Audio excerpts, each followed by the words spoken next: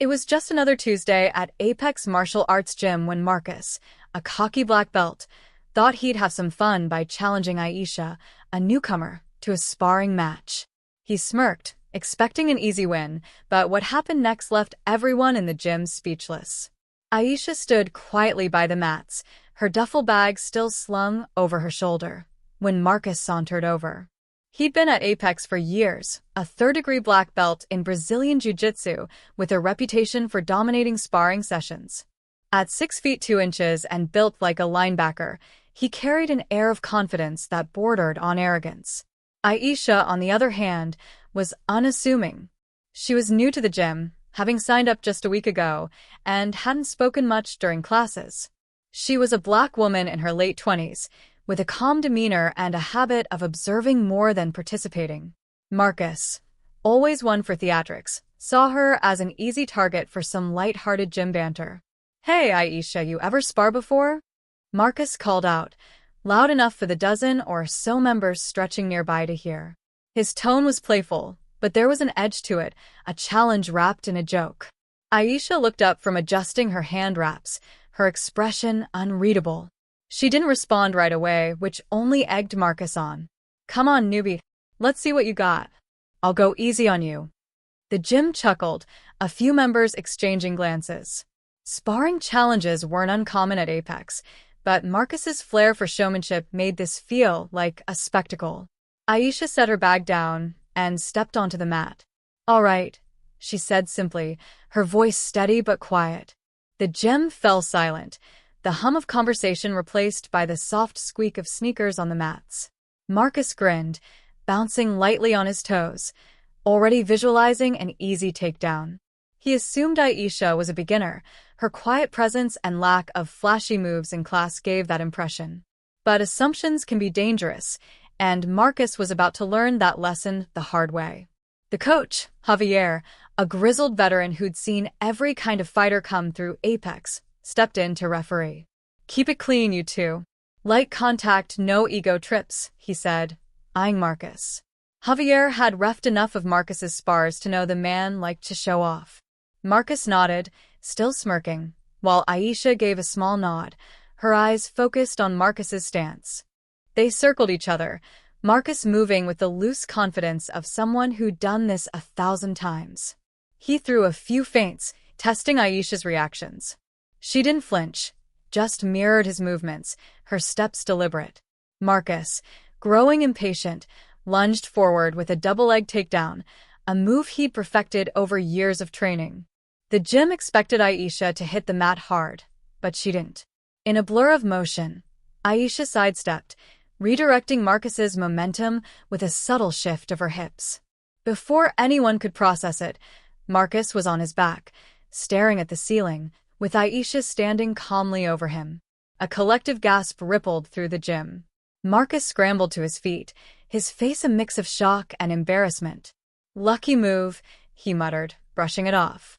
But the gym wasn't buying it. Aisha's technique was too clean, too precise, to be luck.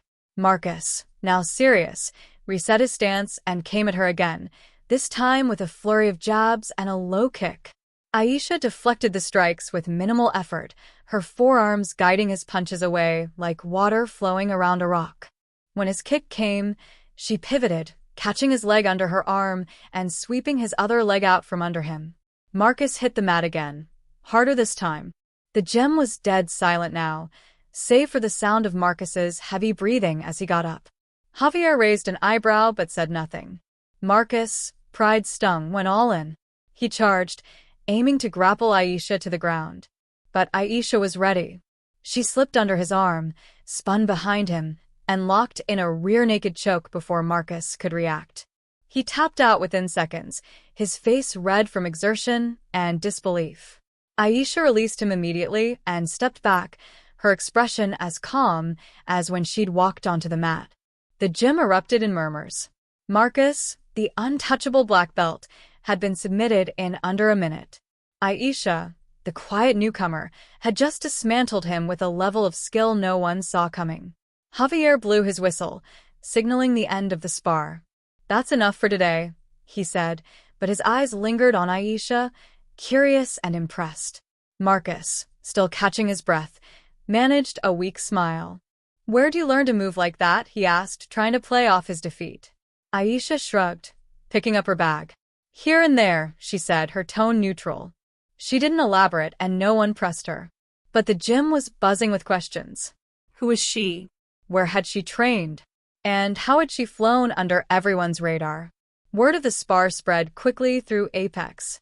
By the next day, members were whispering about Aisha's performance, piecing together what little they knew about her. She'd signed up for classes without fanfare, paid her membership in cash, and listed no prior martial arts experience on her intake form. But her movements on the mat told a different story. Some speculated she was a former competitor, maybe from a different discipline like judo or sambo. Others thought she might have trained privately, away from the public eye. Javier, who'd seen countless fighters in his 20 years at Apex, had his own theory but kept it to himself. Aisha wasn't just skilled, she was a master hiding in plain sight. Over the next few weeks, Aisha became a quiet legend at Apex. She didn't seek attention, but attention found her. Members started watching her during classes, noticing the way she moved with effortless precision. She never bragged or showboated, unlike Marcus, who was still licking his wounds from the spar. He'd taken to joking about it, calling Aisha the silent assassin, but there was respect in his tone now. He'd learned his lesson: never underestimate an opponent, no matter how unassuming they seem. Aisha, for her part, kept to herself. She attended classes regularly, always arriving early and leaving right after. She didn't join the post-class hangouts at the nearby diner or chime in on the gym's group chat. But her presence was felt. Younger members, especially women, started approaching her for tips, drawn to her quiet confidence. Aisha would offer advice in her understated way, never revealing more about herself than necessary. "Footwork is everything," she'd say, or "don't think too much, just flow." Her words were simple, but they carried weight. Marcus, meanwhile, couldn't let it go. He wasn't bitter, but his ego was bruised. He started training harder, analyzing his spar with Aisha in his head. He'd been too cocky, too sloppy. He wanted a rematch, not out of spite, but to prove to himself he could hold his own. He approached Aisha one evening after class, when the gym was mostly empty. "Hey, Aisha, you up for another round sometime?" he asked, his tone more respectful than before. She looked at him for a moment, then nodded. Sure. "Whenever you're ready." There was no challenge in her voice, just quiet assurance. The rematch never happened, though. Aisha stopped showing up to Apex a few weeks later. No one knew why. She didn't say goodbye or leave a forwarding address. Her membership lapsed, and her name faded from the roster. But her impact lingered. The gym had changed because of her. Marcus was humbler, more focused. The younger members trained with a new sense of purpose, inspired by Aisha's example. Even Javier, who rarely got sentimental, mentioned her in passing during a class. "Some people don't need to talk big to be big," he said. "They just show up and do the work." Rumors about Aisha persisted long after she left. Some said she'd moved to another city, others that she was training for a professional fight. A few even claimed she was some kind of undercover operative, a theory that got laughs but wasn't entirely dismissed. Whatever the truth, Aisha had left her mark on Apex. She'd walked into a gym full of egos and assumptions, turned it upside down with a single spar, and walked out without looking back. And that, more than anything, was what stunned the entire gym.